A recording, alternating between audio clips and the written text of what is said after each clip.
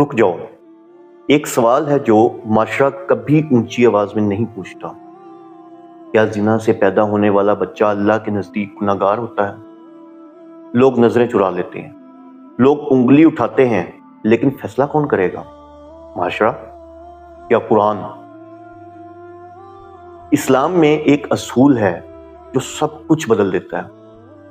فَلَا تَزِرُ وِزْرَ وِزْرَ أُخْرَى، کوئی جان کسی دوسری جان کا بوجھ نہیں اٹھائے گی۔ سوچو ذرا، اگر گناہ ماں باپ نے کیا تو سزا بچے کو کیوں؟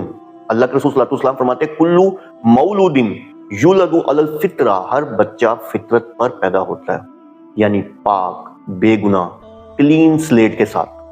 زنا بہت بڑا گناہ ہے، لیکن وہ گناہ زنا کرنے والوں کا ہے۔ وہ بچہ نہ مجرم ہے، نہ گناہگار ہے، نہ قابل نفرت ہے۔ اسلام کسی بچے کو اس کے وجود کی سزا نہیں دیتا۔ اگر تم کسی بچے سے نفرت کرتے ہو صرف اس لیے کہ وہ زنا سے پیدا ہوا، تو یاد رکھو تم قرآن کے خلاف کھڑے ہو۔